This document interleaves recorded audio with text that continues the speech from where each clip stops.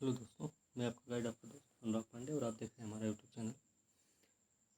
UP PCS pre 2022 के लिए test series चला रहे थे। मेक आईएएस संस्था का है और इसमें हम एक पेपर अभी तक कंप्लीट किए हैं। आज जो पेपर हम बनाएंगे वो टेस्ट नंबर 12 है और साइंस का पेपर है। ठीक है, पेपर जो होगा दोनों ही माध्यम में होगा, हिंदी और अंग्रेजी पढ़ेंगे भी और उसकी व्याख्या भी करेंगे हिंदी और इंग्लिश में ही। तो दोनों लोग मतलब हिंदी और अंग्रेजी माध्यम वालों के लिए और दोनों के लिए फ़ायदेमंद होगा ये। और आप लोग वीडियो ज़रूर देखिए क्योंकि साइंस का भी एक अच्छा खासा वेटेज होता है, ठीक है, एग्ज़ाम में।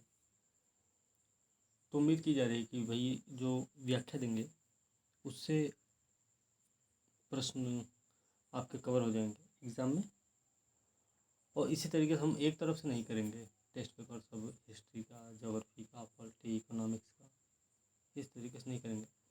अभी साइंस का करेंगे, 2 वीडियो में कंप्लीट करेंगे क्योंकि भाई 150 प्रश्न और हिंदी और अंग्रेजी में पढ़ना है तो मतलब 300 प्रश्न में पढ़ने हैं। ठीक है, साथ में उसकी व्याख्या भी करनी है तो बहुत लंबा टाइम हो जाएगा और उतना लंबा टाइम सही नहीं होता। ठीक है, तो कुल मिला के हम 2 वीडियो में कवर करेंगे। और दूसरी सबसे बड़ी बात है, हो सके तो दोनों वीडियो एक ही दिन में हम शेयर करेंगे। फिर इस हिसाब से साइंस का हो जाएगा, फिर इसके बाद हम मॉडर्न हिस्ट्री देखेंगे, फिर इसके बाद पॉलिटी का तो देख ही चुके हैं, अभी उसका एक एक वीडियो बनाएंगे ज़रूर पॉलिटी का। फिर उसके बाद इकोनॉमिक्स का भी थोड़ा सा देखेंगे, नहीं तो करंट अफेयर का 2 पेपर है इसमें, तो दोनों पेपर के 4 वीडियो उसी का देख लेंगे हम इकट्ठा। ठीक है, तो फिलहाल चलिए शुरू करेंगे हम आज का वीडियो। आज का पेपर है, पहले प्रश्न से इसकी शुरुआत करेंगे। और पहला प्रश्न है, किसी पदार्थ का वह छोटे से छोटा भाग है जिसमें पदार्थ के सभी गुण विद्यमान होते हैं वो कहलाता है। That is the smallest part of a substance which has all the properties of a substance is called.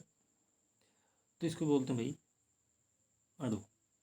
ठीक है, मॉलिक्यूल्स बोलते हैं। होता क्या भाई, a molecule is the smallest part of a substance that has all the properties of a substance. It can remain free. These are of 2 types. 2 प्रकार के होते हैं, याद रखना।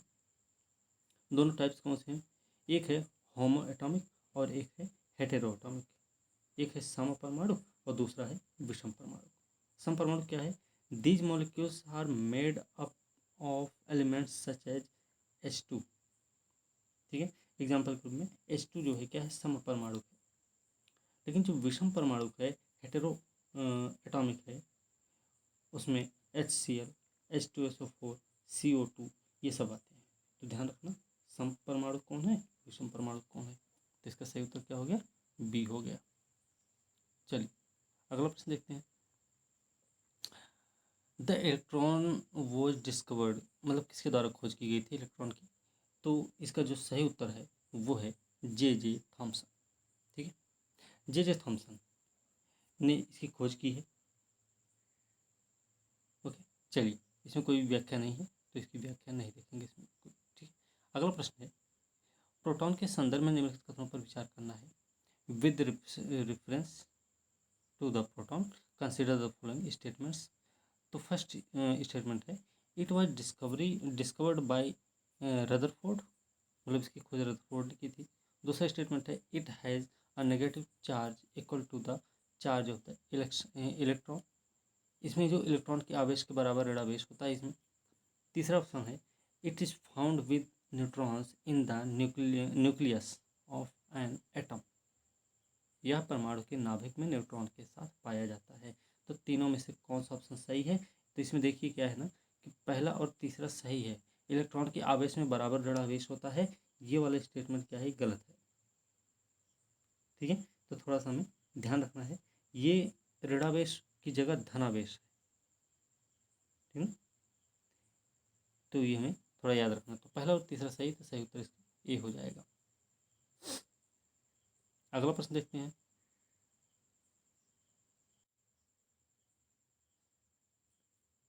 With reference to the neutrons consider the following statements, मतलब neutron के संदर्भ में विचार करना भाई, सही उत्तर बताना। It was discovered by Chadwick, इसकी खोज चैडविक ने की थी।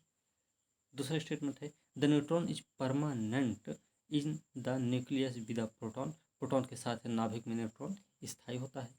तीसरा स्टेटमेंट है it has a negative charge equal to the charge of the electron, मतलब इसमें इलेक्ट्रॉन के आवेश के बराबर ऋणावेश होता है। तो ये इसका जो स्टेटमेंट कौन सा सही है इसमें ये पूछा गया है। तो इसमें देखिए पहला और दूसरा सही है, तीसरा गलत है। ठीक है, तो इसका हमें ध्यान रखना। न्यूट्रॉन की खोज चैडविक ने की थी, बात सही है। विद्युत उदासीन कण होता है, इसका भार प्रोटॉन के भार के बराबर होता है। तो ध्यान रखना, इन the nucleus with the proton the neutron is permanent but outside the nucleus is temporary in its independent state. ठीक है, इस पर एक चीज़ और याद रखना कि इस पर कोई चार्ज नहीं होता, there is no charge on it, कोई आवेश इस पर नहीं होता है। ठीक है, तो इसका सही उत्तर क्या हो गया, इसका सही उत्तर सी हो गया। पहला और दूसरा सही है, सही उत्तर इसका सी हो जाएगा। ओके, चलिए अगला प्रश्न देखते हैं कि the total number of unit positive charges present in the nucleus of an atom of an element और the total number of protons present in the nucleus of that element is called. ठीक है, किसी तत्व के परमाणु के नाभिक में उपस्थित इकाई धन आवेशों की कुल संख्या या उस तत्व के नाभिक में उपस्थित प्रोटॉनों की कुल संख्या क्या कहलाती है। प्रश्न ये है, तो इसका जो सही उत्तर होगा ना वो हो जाएगा एटॉमिक नंबर, परमाणु क्रमांक बोलते हैं इसको। ठीक है, परमाणु क्रमांक होता है क्या भाई, एटॉमिक नंबर होता है the total number of unit positive charges present in the nucleus of an atom of an element और the total number of protons present in the nucleus of that element is called the atomic number of that element. It is denoted by Z, Z से इसको सूचित भी किया जाता है। याद रखना, किसी तत्व के परमाणु के नाभिक में उपस्थित इकाई धनावेशों की कुल संख्या या उस तत्व के नाभिक में उपस्थित प्रोटॉनों की कुल संख्या को उस तत्व की परमाणु संख्या कहा जाता है। ठीक है, तो हमें ये चीज़ याद रखनी है। अच्छा, इसमें एक चीज़ और याद रखना, मास नंबर क्या होता है भाई, मास जो है the sum of the numbers of protons and neutrons present in the nucleus of an atom of an element is called the mass number of that atom। मतलब किसी तत्व के परमाणु के नाभिक में उपस्थित प्रोटॉन और न्यूट्रॉन की संख्याओं के योगफल को ही द्रव्यमान संख्या कहा जाता है। ठीक है, चलिए अगला प्रश्न देखते हैं। अगला प्रश्न है consider the following statement, right बताना, करेक्ट बताना इसमें। First is the electron present in the outermost orbit of any atom is called core electron। सही है या गलत है, तो देखिए पहला स्टेटमेंट गलत, मतलब किसी भी परमाणु की बाह्यतम कक्षा में उपस्थित इलेक्ट्रॉन जो होते हैं कोर इलेक्ट्रॉन कहलाते हैं, तो पहला स्टेटमेंट तो गलत है भाई। दूसरा क्या है कि the electrons present in the inner orbits of any atom are called valence electrons, किसी भी परमाणु के भीतर कक्षा में उपस्थित इलेक्ट्रॉन की को संयोजी इलेक्ट्रॉन कहा जाता है। देखिए पहले को दूसरे से, दूसरे को पहले से बदल देते हैं तब दोनों सही हो जाएंगे, लेकिन यहाँ पे क्या है, तो दोनों स्टेटमेंट गलत हैं, इससे सही उत्तर इसका डी हो जाएगा। ठीक, होता क्या भाई, और संयोजी इलेक्ट्रॉन क्या है, बैलेंस वैलेंस इलेक्ट्रॉन क्या होता है, the electron present in the outer most orbit of any atom is called balance electron. ठीक है, क्या होता है, किसी भी परमाणु की बाह्यतम कक्षा में उपस्थित जो इलेक्ट्रॉन होते हैं वो संयोजी इलेक्ट्रॉन होते हैं, लेकिन कोर इलेक्ट्रॉन क्या होते हैं, an electron present in the inner orbit of any atom is called a core electron. Core electron क्या है कि किसी भी परमाणु के भीतरी कक्षा में उपस्थित इलेक्ट्रॉन को हम कोर इलेक्ट्रॉन कहते हैं। ठीक है, चलिए अगला प्रश्न देखते हैं भाई, इसका सही उत्तर डी हो गया। Consider the following statement, correct बताना है। First is atom of the same element whose atomic numbers are the same but have different mass numbers are called isotopes। First is correct. Okay, मतलब कि एक ही तत्व के परमाणु जिनकी परमाणु संख्याएं समान होती हैं किंतु द्रव्यमान संख्याएं भिन्न भिन्न होती हैं वही कहलाते हैं समस्थानिक। ठीक है, सेकंड स्टेटमेंट क्या है कि elements whose mass numbers are the same but atomic numbers are different are called isobar. मतलब वही तत्व जिनकी द्रव्यमान संख्याएं एक ही हो किंतु परमाणु संख्या उनकी भिन्न भिन्न हो, उन्हीं को बोलते हैं समभारिक। तो पहला स्टेटमेंट भी सही है और दूसरा भी सही है। तो दोनों स्टेटमेंट जब सही है तो इसका सही उत्तर सी हो जाएगा। ठीक है, तो समस्थानिक क्या होते हैं, संभारिक क्या होते हैं, दोनों के बारे में आपको पता हो गया, इसकी व्याख्या करने की हमको ज़रूरत नहीं है। ठीक है, अगला प्रश्न देखते हैं। अगला प्रश्न है elements whose atomic number and mass number are both different but whose nucleus has the same number of neutrons are called. मतलब वे तत्व जिनकी परमाणु संख्या द्रव्यमान संख्या दोनों ही भिन्न भिन्न हो किंतु जिनके नाभिक में न्यूट्रॉनों की संख्या समान होती, उनको क्या कहा जाता है। तो देखिए इसका जो सही उत्तर है वो है आइसो न्यूट्रॉनिक। ठीक है, सम न्यूट्रॉनिक बोलते हैं उनको। ठीक है, सम न्यूट्रॉनिक होते क्या भाई, ये तो आपको पता हो गया। लेकिन एक होता है सम इलेक्ट्रॉनिक। ये क्या होता है भाई, आइसो इलेक्ट्रॉनिक क्या होता है, ions that have the same number of electrons are known as electrolytic ions. ठीक है, वे आयन जिनमें इलेक्ट्रॉनों की संख्या समान होती है सम इलेक्ट्रॉनिक आयन कहलाते हैं। ठीक है, तो इसका सही उत्तर क्या हो गया, सम न्यूट्रॉनिक। ओके, सही उत्तर सी हो गया। अगला प्रश्न देखते हैं, कंसिडर द फॉलोइंग स्टेटमेंट। इसमें हमको सही बताना है, तो देख लेते भाई। पहला स्टेटमेंट है elements found in nature that automatically disintegrate and emit some invisible rays are called radio active elements. प्रकृति में पाए जाने वाले तत्व जो स्वतः विखंडित होकर कुछ अदृश्य किरणों का उत्सर्जन करते रहते हैं उन्हें रेडियो सक्रिय तत्व कहलाते हैं। रेडियो सक्रिय तत्व कहलाते हैं, बात सही है। दूसरा स्टेटमेंट है madam Curie first discovered radio activities. Madam Curie ने पहली बार रेडियो सक्रियता का पता लगाया था। दोनों स्टेटमेंट सही है क्या, देखिए दूसरा वाला स्टेटमेंट गलत है। ठीक है, इससे जो निकलने वाली अदृश्य किरणें हैं ना, रेडियो सक्रिय किरणें क्या रहती हैं, लेकिन याद रखना इसकी जो खोज, इसका जो पता लगाया था ना, उनका नाम था, मतलब इन 1896 द फ्रेंच साइंटिस्ट थे Henry Becquerel first discovered radio activity. Henry Becquerel ने पहली बार रेडियो सक्रियता का पता लगाया था 1896 में। ठीक है, तो पहला स्टेटमेंट सही था, इसका सही उत्तर ये हो जाएगा। अगला प्रश्न देखते भाई, with reference to alpha rays consider the following statement. Correct बताना भाई, अल्फा किरणों के संदर्भ में विचार करके हमको सही उत्तर बताना है। पहला स्टेटमेंट है alpha rays are composed of super critical negatively charged particles. Alpha किरण क्या होती है, अति सूक्ष्म ऋणावेशित कणों की बनी होती हैं। तो पहला स्टेटमेंट क्या सही है, पहला स्टेटमेंट गलत है भाई। देखिए किरणें क्या होती हैं, these rays are made up of ultra rich charge particles for this reason while moving through the electric field these rays turn towards the minus pole of the electric field। मतलब ये किरणें अति सूक्ष्म धनावेशित कणों की बनी होती हैं। ठीक, ऋणावेशित की नहीं बनी होती, धनावेशित की बनी होती है, ये चीज़ याद रखना। इस कारण विद्युत क्षेत्र से होकर गमन करते समय क्या होता है, ये किरणें विद्युत क्षेत्र के ऋण ध्रुव की ओर मुड़ जाती हैं। मतलब धन से चलते तभी ना ऋण की ओर मुड़ेंगी ना, तो भाई पहला स्टेटमेंट इसलिए गलत हो गया। दूसरा स्टेटमेंट क्या है कि there velocity is about 1/10 of the velocity of light. मतलब इनका वेग जो है ना, प्रकाश के वेग का लगभग 1/10 भाग होता है। ठीक, तीसरा स्टेटमेंट है these raise destroy living cells. ये किरणें क्या करते हैं, जीव कोशिकाओं को नष्ट कर देती है। तो दूसरा और तीसरा सही है, तो इसका सही उत्तर बी हो जाएगा। ठीक है, बी इसका सही उत्तर हो जाएगा, इसमें कुछ और व्याख्या करने की जरूरत नहीं है। ठीक है, अगला प्रश्न है बीटा किरणों के संदर्भ में निम्नलिखित कथनों पर विचार करना है। With reference to beta rays consider the following statement. सही बताना भैया।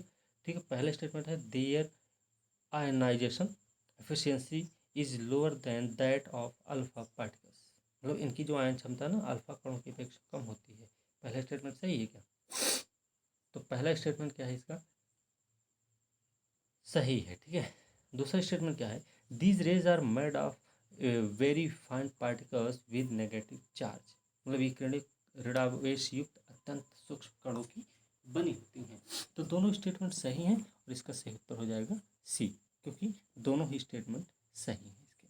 एक चीज़ और याद रखना, the mass of these rays is 1/1840 of the mass of the hydrogen atom. इन किरणों का जो द्रव्यमान होता है ना, हाइड्रोजन परमाणु के द्रव्यमान का 1/1840 होता है। ठीक है, ये बात हमको ध्यान रखना है। एक चीज़ और इसमें ध्यान रखना है कि the velocity of this particles is about 910 मतलब 9.10 of the velocity of light, that is there velocity is 9 times the velocity of air alpha particles. मतलब इन कणों का जो वेग है ना, प्रकाश के वेग का लगभग 9/10वां भाग होता है। मतलब इनका वेग अल्फा कण के वेग का 9 गुना होता है। तो ये बात भी हमको याद रखनी है। ठीक है, चलिए अगला प्रश्न देखते हैं भाई।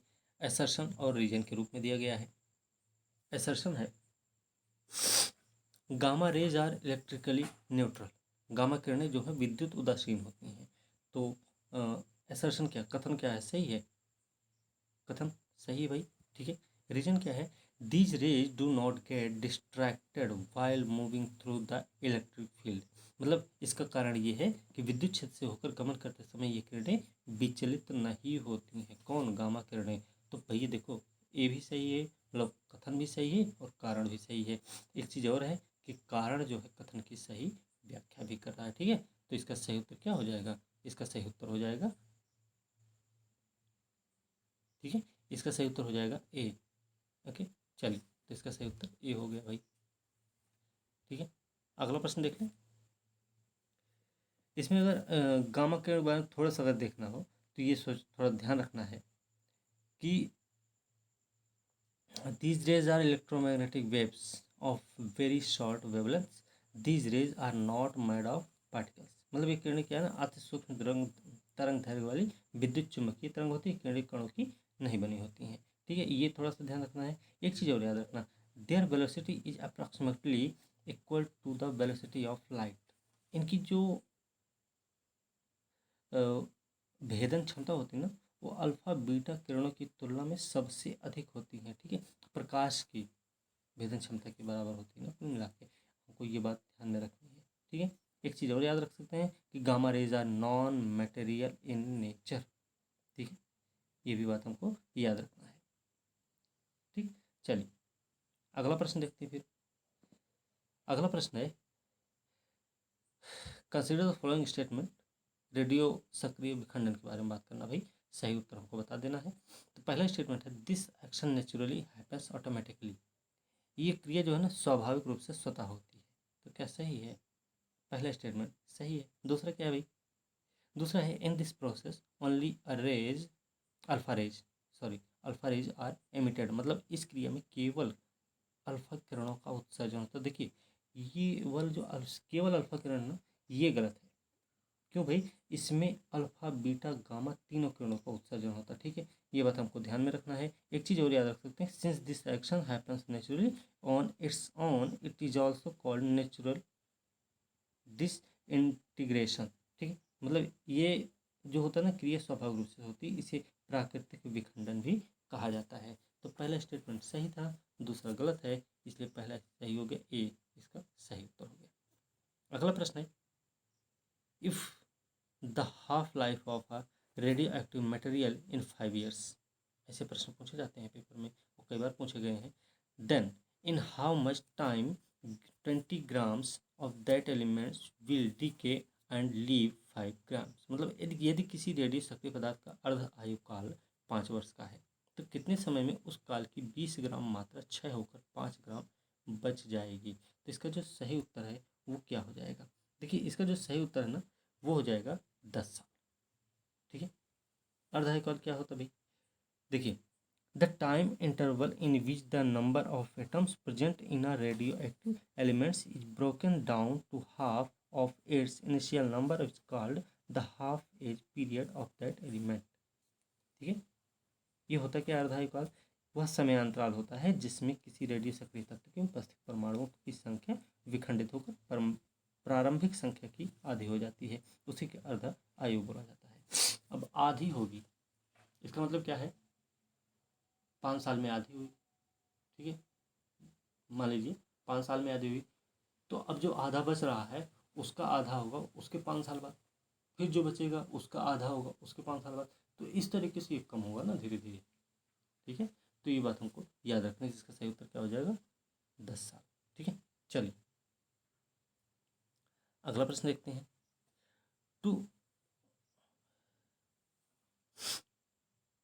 To ages of fossils dead trees etc are marked.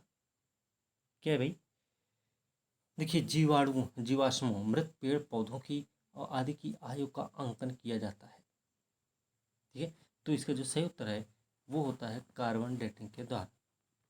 ठीक है, फॉसिल्स का, डेड ट्रीज का, इन सब की आयु का अंकन कैसे होता है, ये भाई कार्बन डेटिंग विधि द्वारा होता है। ठीक है, थ्रू कार्बन डेटिंग, C14 का नाम सुना होगा आप लोगों ने, कार्बन डेटिंग विधि। ठीक है, तो इसका सही उत्तर कार्बन डेटिंग विधि हो गई। ओके, सही उत्तर इसका बी हो जाएगा। ऐसा क्यों होता है, अगर आप लोगों को पता हो, जैसे कि हमने पढ़ाया है क्लास में, बताया भी है आप लोगों को ऐसा क्यों होता है, तो आप लोग हमें ज़रूर बता देना।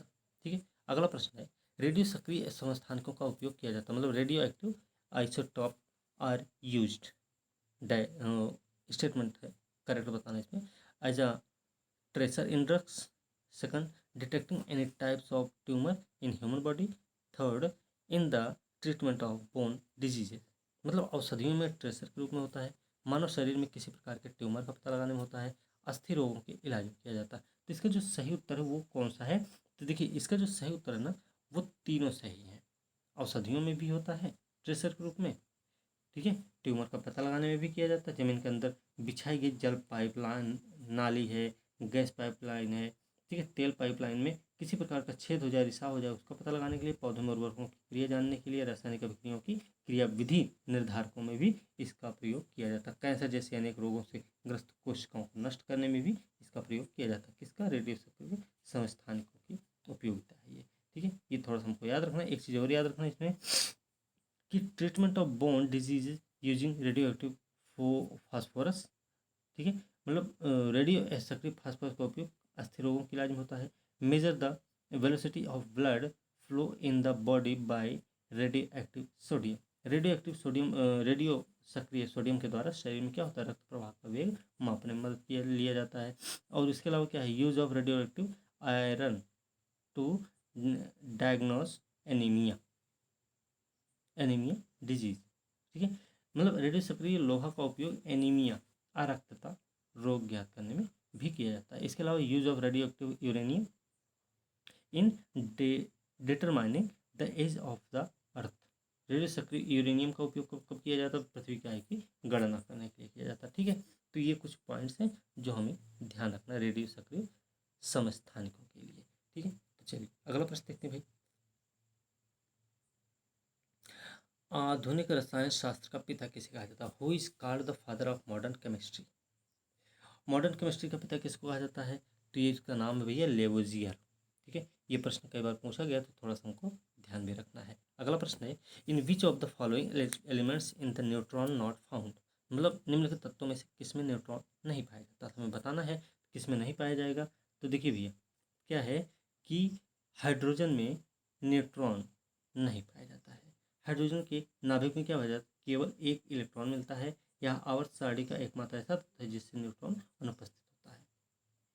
ठीक है, it is the only element in the periodic table in which a neutron is absent होता है। ठीक, चलिए अगला प्रश्न देखते हैं, इसका सही उत्तर क्या हो गया, हाइड्रोजन हो गया। अगला प्रश्न देख लें कि निम्नलिखित में मूलभूत कण है, मतलब which of the following are fundamental particles, क्या भाई, इसका जो सही उत्तर है ना वो है क्वार्क। क्वार्क क्या है, मूलभूत कण होता है, याद रखना। अच्छा, मूलभूत कण की बात करें तो quark is a fundamental particle, it can not be broken further. ठीक है, दूसरी चीज़ है neutrons and protons are also made of quark, neutron proton भी क्वार्क के ही बने होते हैं, तो हमें थोड़ा सा याद रखना है। इसका सही उत्तर हो गया डी। ठीक है, अगला प्रश्न क्या है, अगला प्रश्न है the isotope of an atomic nucleus is the nucleus in which, मतलब किसी परमाणु नाभिक का आइसोटोप वह नाभिक है जिसमें क्या होता है, क्या हो सकता है भाई, देखिए इसमें क्या है ना, इसका जो सही उत्तर है the number of protons is the same but the number of neutrons is different, हमने इसकी व्याख्या ऊपर ही कर रखी है। मतलब क्या है कि प्रोटॉनों की संख्या समान होती है, न्यूट्रॉन की संख्या भिन्न भिन्न होती, वही होते हैं परमाणु नाभिक के आइसोटोप होते हैं। ठीक है, तो इसका सही उत्तर क्या हो गया? बी। इसका सही उत्तर हो गया, सही उत्तर बी हो गया। चलिए अगला प्रश्न देखते हैं। In relation to the molecule of a chemical element magnetic quantum number is related to, मतलब रासायनिक तत्व के अणु के संदर्भ में चुंबकीय क्वांटम संख्या का संबंध किससे है? तो ठीक है, तो इसका जो सही उत्तर है वो है ओरिएंटेशन से, अभी विन्यास से इसका संबंध होता है। ठीक है, सही उत्तर हो गया ए। ठीक है, चलिए अगला प्रश्न देखते हैं। अगला प्रश्न है ए और आर दिए गए हैं। ठीक है, असर्शन और रीजन दिए गए भाई, तो थोड़ा इनको देख लेते हैं। असर्शन है, स्टेटमेंट है, कथन है, in the periodic table of chemical elements the electron affinity always moves from top to bottom in any one class, मतलब रासायनिक तत्वों की आवर्त सारणी में इलेक्ट्रॉन बंधुता किसी एक वर्ग में सदैव ऊपर से नीचे की ओर बढ़ती रहती है। तो पहला स्टेटमेंट क्या सही है? देखिए पहला स्टेटमेंट क्या भाई गलत है। ठीक, मतलब असर्शन जो कथन है वो गलत है। रीजन क्या भाई?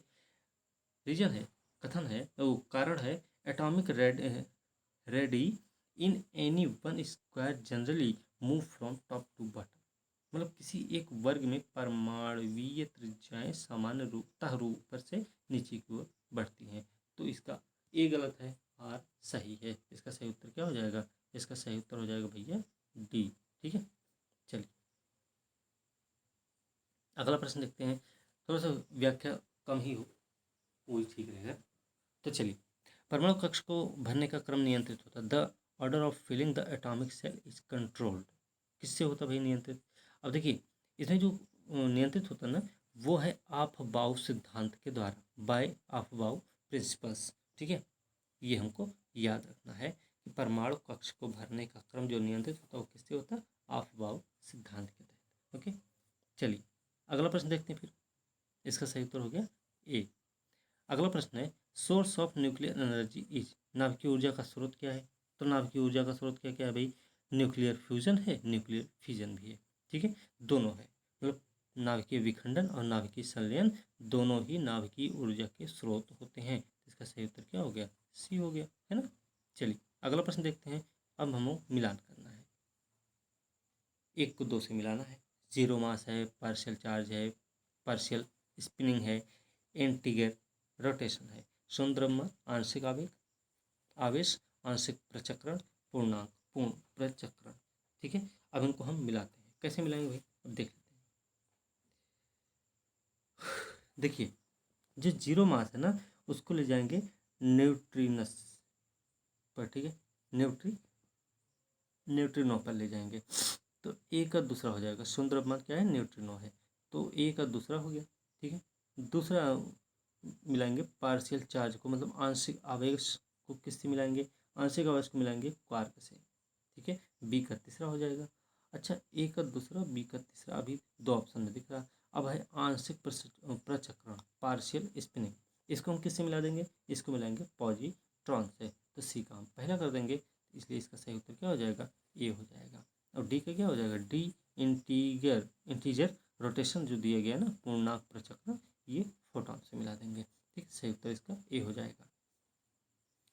अगला प्रश्न देखते हैं। परमाणु बम में ऊर्जा का स्रोत है, the source of energy in the atomic bomb is, इसमें जो सोर्स है ना वो है नाभिकीय विखंडन। ठीक, नाभिकीय विखंडन, न्यूक्लियर फिजन इसका सोर्स है। तो सही उत्तर इसका ए हो जाएगा। ओके, चलिए अगला प्रश्न है। निम्नलिखित में से किसमें एक ही प्रकार का परमाणु पाया जाता है? In which of the following is the same type of atom found, एक ही प्रकार का पाया जाएगा, वो कौन सा है?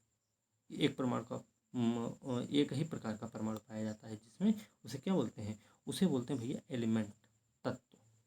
तत्व में क्या होता है? एक ही प्रकार का परमाणु पाया जाता है। इसका सही उत्तर हो गया बी, एलिमेंट या तत्व। अगला प्रश्न क्या है?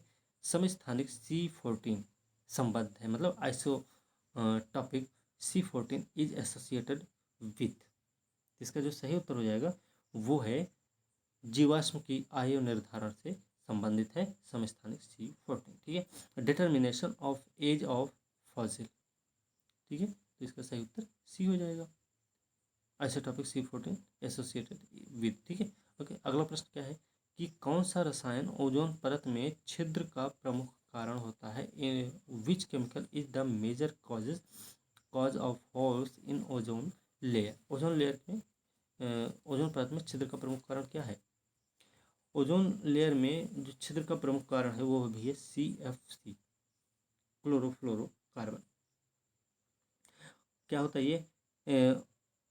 Predominantly responsible for hole in the ozone layer. Ozone layer छिद्र, ओजोन परत में छिद्र के लिए प्रमुख रूप से उत्तरदायी होता है क्लोरोफ्लोरोकार्बन। सही उत्तर इसका ए हो जाएगा। ओके, चलिए। मीथेन भी है फिलहाल, ये भी याद रखना। ठीक है, चलिए अगला प्रश्न देखते हैं भाई। जल का वाष्प में परिवर्तन क्या है? The change in water vapour is. तो इसका सही उत्तर क्या हो जाएगा? इसका सही उत्तर हो जाएगा फिजिकल। जल का वाष्प में परिवर्तन क्या है? फिजिकल है। फिजिकल मतलब भौतिक है। ठीक है, तो भौतिक परिवर्तन होता क्या है, थोड़ा सा ये देख लेते हैं, क्योंकि बड़ा कठिन सवाल ये है कि ऐसा होता क्या है भाई, आखिरकार भौतिक परिवर्तन क्या होता है। तो the change that changes some specific properties और of matter such as state, shape, electrical properties etc। ठीक, without changing the composition of the molecule of a substance is called physical change। वह परिवर्तन जो पदार्थ के अणु की रचना को बिना बदले ही पदार्थ के कुछ विशिष्ट गुण, जैसे अवस्था है, आकार है, विद्युतीय गुण है इत्यादि को बदल देती है, उसी को हम भौतिक परिवर्तन कहते हैं। तो इसका सही उत्तर क्या हो गया भैया? फिजिकल, भौतिक परिवर्तन हो जाएगा जल का वाष्प में परिवर्तन। ठीक, अगला प्रश्न है किसी ठोस पदार्थ का द्रव में बदले बिना सीधे वाष्प में बदलना क्या कहलाता है? मतलब converting a solid substance directly into vapour without turning it into liquid is called. इसको क्या बोलेंगे? तो भैया देख लीजिए, किसी ठोस पदार्थ का द्रव में बदले बिना सीधे वाष्प में बदल देना ऊर्ध्वपातन कहलाता है, सब्लिमेशन कहलाता है। ठीक है, चलिए अगला प्रश्न है which of the following is are an example of chemical changes? कौन सा रासायनिक परिवर्तन का उदाहरण है? तो अब रासायनिक परिवर्तन का उदाहरण कौन कौन सा हो सकता है, ये भी पता होना चाहिए। चलिए इसका सही उत्तर क्या हो जाएगा भाई? अब इसका जो सही उत्तर है ना, वो हो जाएगा दूध, दुग्ध स्कंदन, जिसको मिल्क कर्डिंग बोला जाता है। ठीक, कर्डलिंग बोला जाता है। ये क्या है? रासायनिक परिवर्तन। क्या होता है रासायनिक परिवर्तन? The change that changes some specific properties of a substance by changing the composition of the molecule of the substance is called chemical change। New molecules are formed as a result of chemical change। मतलब वो ऐसा परिवर्तन जो पदार्थ की अणु की रचना को बदलकर पदार्थ के कुछ विशिष्ट गुणों को भी बदल देता है। मतलब रासायनिक परिवर्तन होता वही, और रासायनिक परिवर्तन के फलस्वरूप नए अणुओं की रचना होती है। ठीक है, तो थोड़ा हमें याद रखना है। तो दूध का फटना क्या है भैया? ये है आपका रासायनिक परिवर्तन। ठीक है, सही उत्तर बी हो जाएगा। बाकी इसमें सोडियम क्लोराइड का क्रिस्टलीकरण है, बर्फ का गलना है, तो ये सब क्या हो सकते हैं? ठीक है, तो ये आप हमें बताएंगे। फिलहाल एक चीज़ और याद रखना है कि रासायनिक परिवर्तन के रूप में थोड़े से एग्जाम्पल्स हम देख लेते हैं। ठीक है, रासायनिक परिवर्तन के पश्चात एक नया पदार्थ बनता है जिसका गुणधर्म मूल पदार्थ से पूरी तरह भिन्न हो जाएगा। ठीक है, और रासायनिक परिवर्तन के पश्चात बने पदार्थ को मूल पदार्थ में पुनः परिवर्तित नहीं किया जा सकता। इसके कुछ एग्जाम्पल्स कैसे हैं कि भैया मैग्नीशियम के तार का जलना, मोमबत्ती का जलना, दूध से दही बनना, लोहे में जंग लगना, लौह चूर्ण को गंधक के साथ गर्म करना, जल में विद्युत धारा प्रवाहित करने पर हाइड्रोजन ऑक्सीजन का प्राप्त होना, अगरबत्ती का जलना, आटा से रोटी का बनना। ये सब क्या है? ये सब आपके रासायनिक परिवर्तन के उदाहरण हैं। ठीक है, चलिए अगला प्रश्न देखते हैं फिर। इसका सही उत्तर क्या हो गया? दूध का फटना। अगला प्रश्न है निम्नलिखित में से कौन सा भौतिक परिवर्तन नहीं है?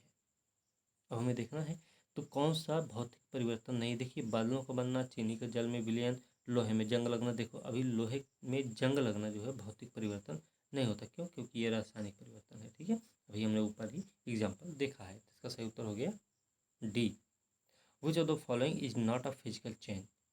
तो रस्टिंग ऑफ आयरन जो है भौतिक परिवर्तन है, बाकी ये रासायनिक परिवर्तन है। उसके अलावा जल का जमकर बर्फ बनना, बादलों का बनना, चीनी का जल में विलयन, ये सब क्या है, भौतिक परिवर्तन होता है। ठीक है, अगला प्रश्न है, जब पानी में साधारण नमक मिलाया जाता है तो पानी के क्वथनांक और हिमांक बिंदु क्या होते हैं?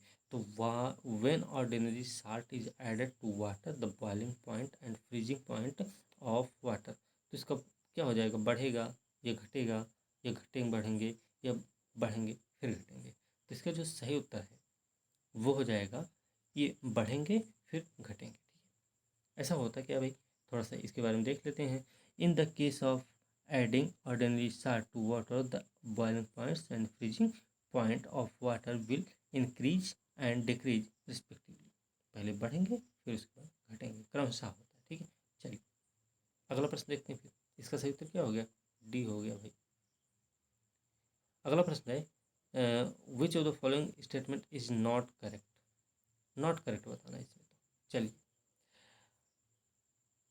फर्स्ट है the boiling point of an aqueous solution is greater than the boiling point of pure water, मतलब किसी जलीय विलयन का क्वथनांक शुद्ध जल के क्वथनांक से अधिक होता है। पहला स्टेटमेंट क्या सही है? सही है। दूसरा क्या है भाई, the sum of the solutes in a solution increases its water potential, किसी विलयन में विलयों के योग से इसका जल विभव बढ़ जाता है। तो सही है क्या? देखो ये गलत है, बात समझ रहे हैं ना। बाकी सही है, किसी विलयन में जल का वाष्प दाब शुद्ध जल में वाष्प दाब की तुलना में निम्न होता है। जब किसी विलयन को एक अर्ध पारगम्य झिल्ली द्वारा जल से अलग किया जाता है तो विलयन पर दबाव देने से क्या होता है, जल के प्रवाह को रोका जा सकता है। ठीक है, तो सभी सही है। इसका गलत क्या है, बी वाला। इसका सही उत्तर क्या हो गया, बी हो गया, जो कि क्या है, सही नहीं है। किसी विलयन में विलयों के योग से इस जल का विभव बढ़ जाता है। ठीक है, अगला प्रश्न है एसर्शन और रीजन वाला सवाल है। इसमें थोड़ा सा हम देख लेते हैं क्या है भाई। अब देखिए,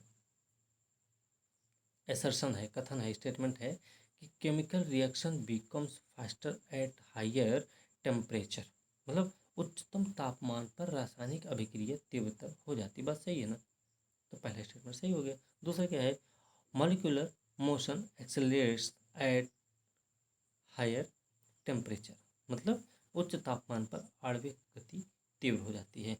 तो दोनों ही सही है, एसर्शन भी सही है, मतलब कथन भी सही है और कारण भी सही है। तो याद रखना, व्याख्या भी कर रहा है कारण कथन की, है ना। तो इसका सही उत्तर क्या होगा, इसका सही उत्तर ए हो जाएगा। ठीक है, चलिए इसका सही उत्तर हो गया ए। अगला प्रश्न क्या है, जंग लगने से लोहे का बारीक भार क्या होता, weight of iron due to rust, तो क्या होता, बढ़ता है या घटता है, कि परिवर्तित रहता है, या कुछ भी नहीं कहा जा सकता। अब देखिए क्या है कि इसमें अगर जंग लगता है ना तो इसका वजन क्या होगा, बढ़ जाएगा, भार क्या होगा, बढ़ जाएगा। ठीक है, सही उत्तर ए हो गया, इंक्रीज होगा भाई। अगला प्रश्न क्या है, which of these is used to prevent rust in iron, लोहे में जंग को रोकने के लिए क्या प्रयोग किया जाता है, कॉपर का, मैग्नीशियम का, क्लोरीन का, जिंक का? तो किसका प्रयोग होगा भाई, अब ये तो सबको पता होना चाहिए, जस्तीकरण किया जाता है। ठीक है, जस्तीकरण मतलब जिंक, जस्तीकरण। ओके, चलिए अगला प्रश्न देखते हैं। By which of the following does milk change into curd, दूध का दही में परिवर्तन किसके द्वारा होता है? अच्छा, दूध में जब दूध दही में परिवर्तित होता है ना, तो वो जो होता है ना, वो होता है भैया आपके बैक्टीरिया के कारण।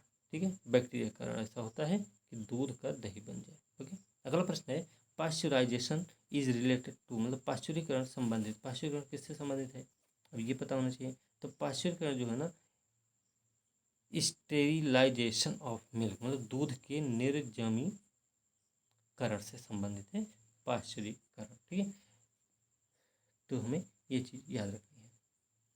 अगला इसका सही उत्तर क्या हो गया, दूध के निर्जमीकरण से संबंधित है। ओके, चलिए अगला प्रश्न देखते हैं। एल्यूमिनियम पृष्ठ प्रायः एडोनीकृत होते हैं, इसका अर्थ है उस पर निक्षेपण होना, मतलब aluminium sheets are often anodized, it means to be deposited on it.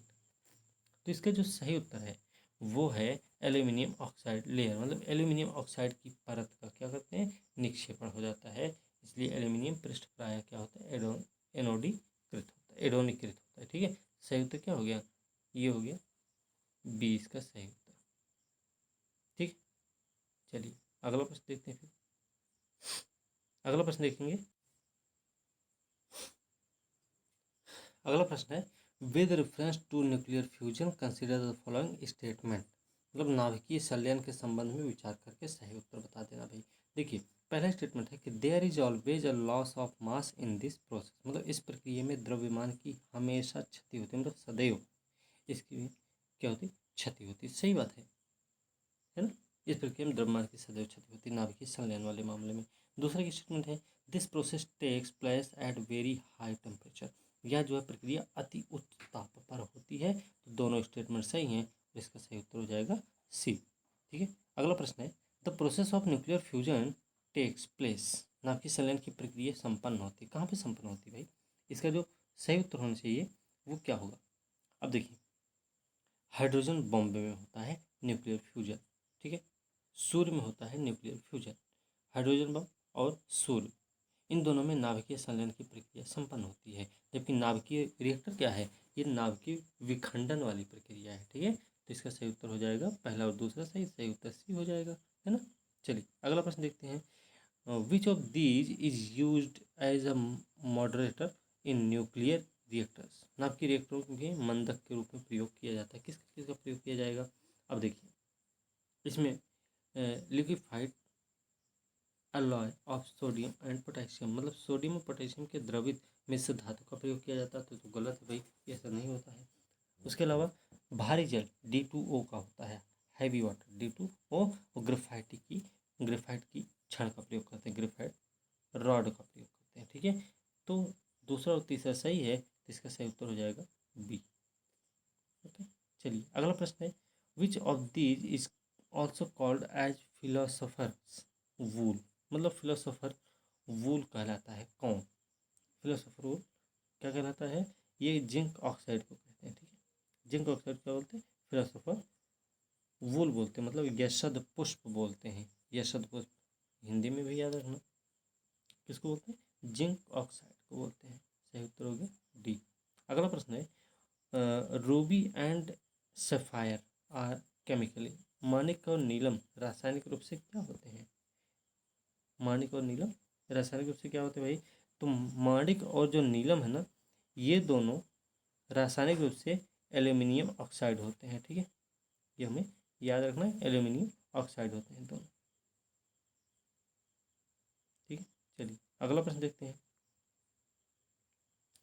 Street lamp जो पीली रोशनी देते हैं में प्रयोग किया जाता है। Which of these is used in street lamps which gives out yellow light. तो कौन देता पीली पीली रोशनी, कौन देता भाई।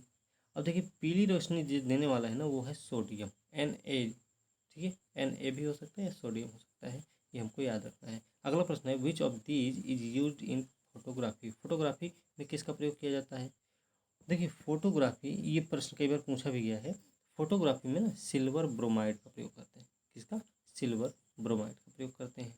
ठीक, अगला प्रश्न देखते हैं। फिर अगला प्रश्न है, which of the following gases is used as a chemical weapon. निम्न में से कौन सी गैस रासायनिक हथियार के रूप में प्रयोग की जाती है। ये सबसे महत्वपूर्ण प्रश्न है। इसका जो सही उत्तर है वो है सरीन गैस। सरीन गैस का प्रयोग किसके रूप में किया जाता है, रासायनिक हथियार के रूप में किया जाता है। ठीक है, सही उत्तर हो गया सरीन गैस। अगला प्रश्न है, water pollution in a river is measured by measuring the dissolved quantity of which of the following gas. निम्न में से कौन सी गैस की घुली हुई मात्रा को माप कर नदी में जल प्रदूषण को मापा जाता है। बीओडी का नाम सुना होगा आपने, है ना। तो बीओडी जो होता है ना, ऑक्सीजन, किसी जलीय निकाय में प्रदूषण को मापने के लिए उसमें घुली हुई ऑक्सीजन की मात्रा को मापा जाता है। इसका सही उत्तर क्या हो जाएगा, ऑक्सीजन हो जाएगा भैया। ठीक है, याद रखना। अगला प्रश्न क्या है कि which of these is use to make artificial rainfall. कृत्रिम वर्षा के लिए किसका प्रयोग करते हैं। तो कृत्रिम वर्षा के लिए प्रयोग जिसका होता है वो है सल्फर बायो आयोडाइड, क्या ये सिल्वर ब्रोमाइड होता है। ये आप लोग भी बता सकते हैं। देखिए, इसका जो सही उत्तर है ना, वो है सिल्वर आयोडाइड। ठीक है, इसका सही उत्तर क्या हो गया, सिल्वर आयोडाइड हुए कृत्रिम वर्षा के लिए प्रयोग किया जाता है। अगला प्रश्न है कंसीडर द फॉलोइंग स्टेटमेंट, हमको विचार करना है और फिर हमको सही नहीं है ये बताना है। तो फर्स्ट चीज क्या है, फर्स्ट स्टेटमेंट है pH value of acid has more than 7, मतलब अम्ल का पीएच मान 7 से अधिक होता है क्या। Acid reacts with alkali and forms salt, मतलब अम्ल क्षार में से क्रिया करके ये लवण बनाते हैं। तो क्या सही है क्या, अम्ल जो है क्षार से क्रिया करके लवण बना देते हैं। तो दोनों स्टेटमेंट सही हैं या पहला सही, देखिए पहला तो सही है, ठीक है, 7 से अधिक होता है, अम्ल का पीएच मान होता है 7 से कम और भस्म या क्षार का पीएच मान होता है 7 से अधिक। तो पहला स्टेटमेंट सही, इसलिए इसका सही उत्तर हो जाएगा ए। ओके, चलिए अगला प्रश्न देखते हैं।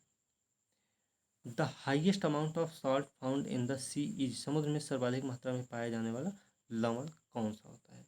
समुद्र में जो सबसे ज़्यादा मात्रा में पाया जाता है लवण वो होता है सोडियम क्लोराइड, ठीक है, सोडियम क्लोराइड होता है सबसे अधिक मात्रा में, ठीक, ये चीज़ हमको ध्यान में रखनी है। अगला प्रश्न है consider the following statement not correct हमको बताना है, ठीक है, मतलब जो गलत है वो बताना है। तो फर्स्ट है sodium carbonate net is commonly known as baking soda, मतलब सोडियम कार्बोनेट को साधारण रूप से बेकिंग सोडा कहा जाता है क्या। पहला स्टेटमेंट क्या है, सही है ना। दूसरा क्या है baking soda is used in fire extinguishers, ठीक है, बेकिंग सोडा प्रयोग अग्निशामक यंत्र में किया जाता है। दूसरा सही है, नहीं गलत है। तीसरा क्या है sodium bicarbonate is also known as washing soda, sodium bicarbonate को धामन सोडा कहा जाता है। तो देखिए पहला और तीसरा सही है और इसलिए इसका सही उत्तर हो जाएगा ए। ठीक है, चलिए अगला प्रश्न देखते हैं, सुमेलित करना भाई। CFC है, मैग्नीशियम है, टंगस्टन है, यूरेनियम है। देखिए क्लोरोफ्लोरोकार्बन कहाँ पाया जाएगा, बल्ब में, निश्चेतक में, परमाणु बम, आतिशबाजी में। देख लेते भाई, देखिए इसमें बताना है हमको, सुमेलित करना है, ठीक है, तो चलिए सुमेलित कर देते हैं।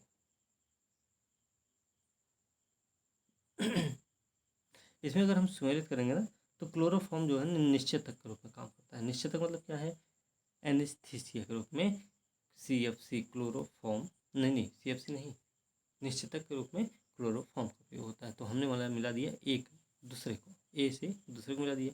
मैग्नीशियम क्या काम है, मैग्नीशियम आतिशबाजी में काम आता है, मतलब फायर वर्क्स में काम आता है मैग्नीशियम।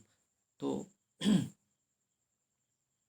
ठीक है, तो बी का हमने चौथा कर दिया। अच्छा बी का अगर हमने चौथा किया और ए का हमने दूसरा कर दिया तो इसका सही उत्तर क्या निकलेगा, सी निकलेगा। क्यों, तो भैया टंगस्टन क्या है, बल्ब में पाया जाता है और यूरेनियम कहाँ पाया जाता है, आपके एटॉमिक बम में पाया जाता है।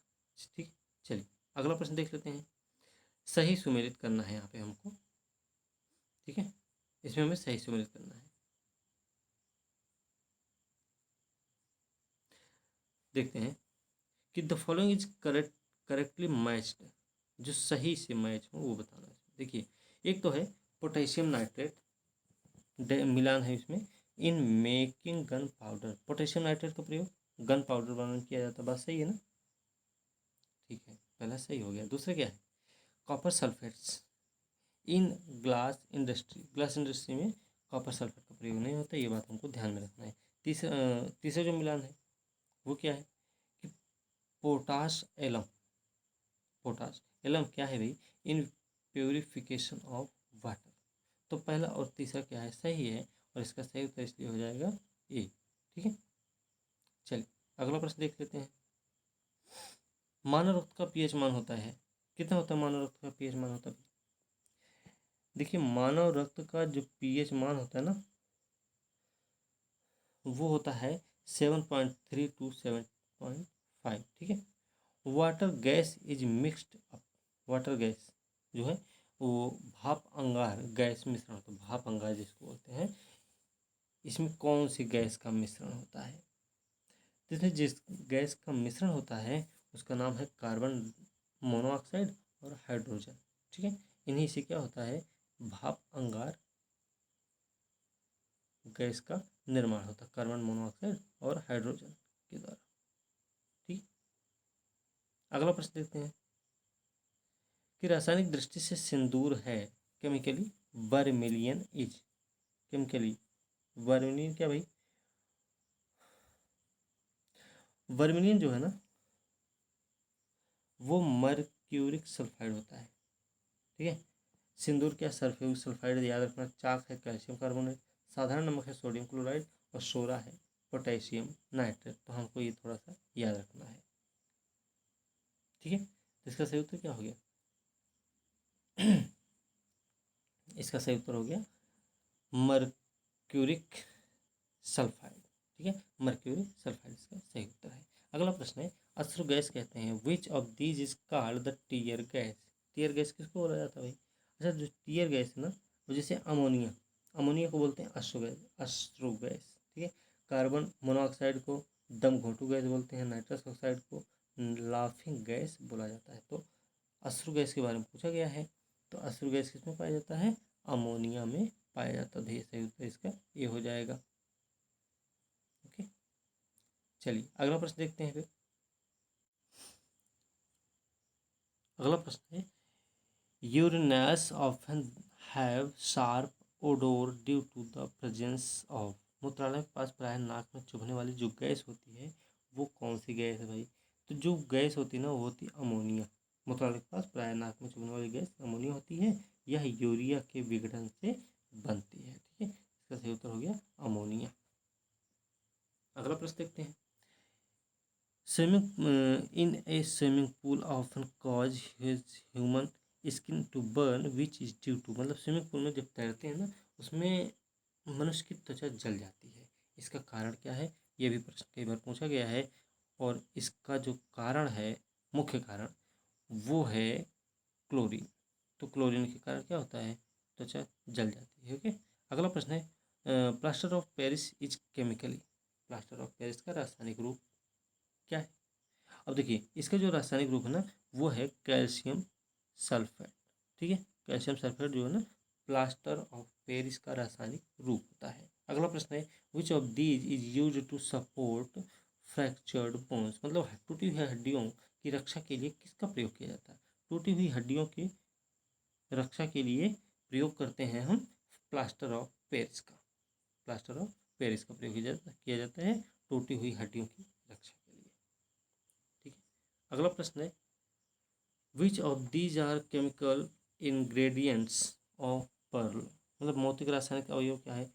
अगर मोती के रासायनिक अवयव की बात करेंगे ना तो उसका है एरागोनाइट और कांचियोलिन। एरागोनाइट और कांचियोलिन जो होता है मोती का रासायनिक अवयव होता है। ठीक है, सही उत्तर बी हो जाएगा। ठीक है, चलिए अगला प्रश्न क्या है भाई? अगला प्रश्न है at the time of voting markers used in finger of voters is. मतदान के समय मतदाताओं की उंगली पर क्या लगाया जाता है? ठीक है, तो मतदान के समय मतदाताओं की फिंगर में, अंगुली में सिल्वर नाइट्रेट लगाया जाता है। ठीक है, सही उत्तर इसका ए हो जाएगा। तो 66 का क्या हो गया? ए हो गया। अगला प्रश्न है common 80 carat gold sold in the market consist of. बाजार में बिकने वाले सामान्य 18 कैरेट सोने में क्या होता है? अब क्या होता होगा, अब ये तो उसके डिपेंड करेगा। फिलहाल इसमें जो होता है ना वो है 18 भाग सोने का और 6 भाग होता है अन्य धातुएं। सही उत्तर हो गया सी।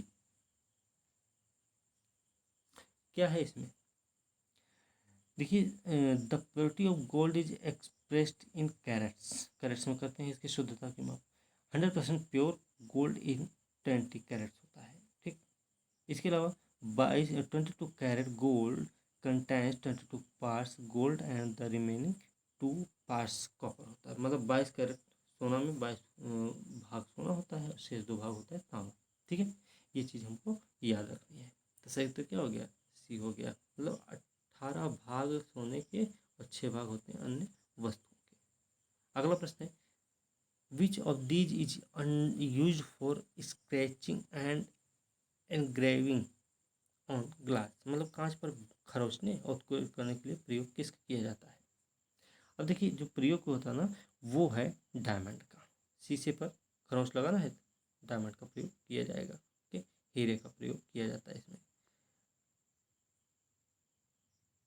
एक मिनट, हीरे का ही प्रयोग नहीं होगा, डायमंड का ही प्रयोग नहीं होगा इसमें। एक्वारिजिया कुछ नहीं है, ठीक है, एक्वारिजिया बिल्कुल नहीं होगा। इस सोने होने का कम होता है उसमें आता है। एक होता है हाइड्रोक्लोरिक अम्ल। ये दो चीज़ें होती हैं जो कांच पर खजूरने और उत्कीर्ण करने के लिए प्रयोग की जाती है। सही उत्तर क्या हो गया? इसका सही उत्तर हो जाएगा ए, मतलब पहला और तीसरा सही है। चलिए अगला प्रश्न देखते हैं। Which of the following metals is stored in kerosene, मतलब निम्नलिखित धातुओं में से किसी मिट्टी के तेल में डुबोकर रखा जाता है।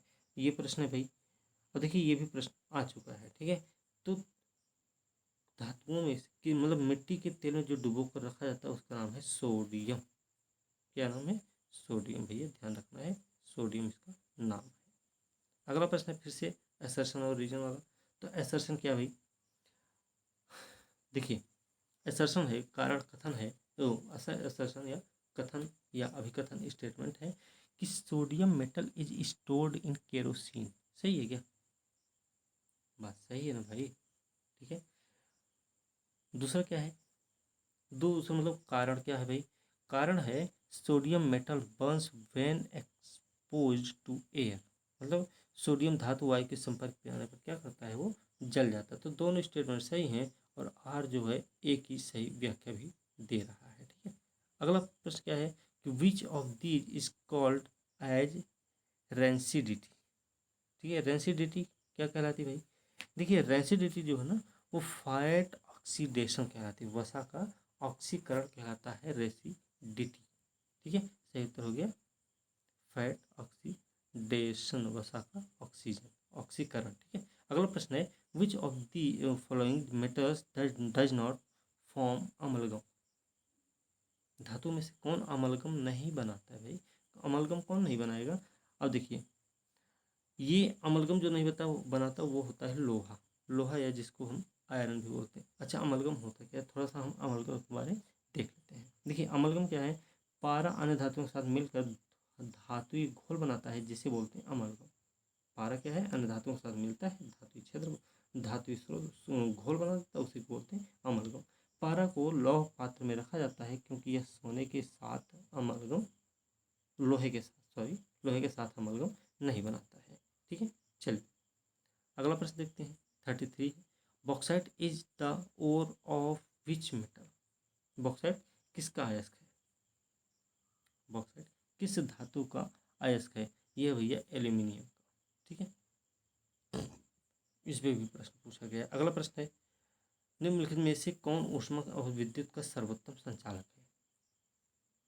ठीक है, सर्वोत्तम जो संचालक है वो है चांदी, ऑर्गेनिक सॉलिड। ठीक है, अगला प्रश्न है वो हो सके तो ये अंतिम प्रश्न भी होगा कि the process of making camphor vapour from solid camphor is called, मतलब ठोस कपूर से कपूर वाष्प बनाने की प्रक्रिया क्या कहलाती है? ये प्रश्न है।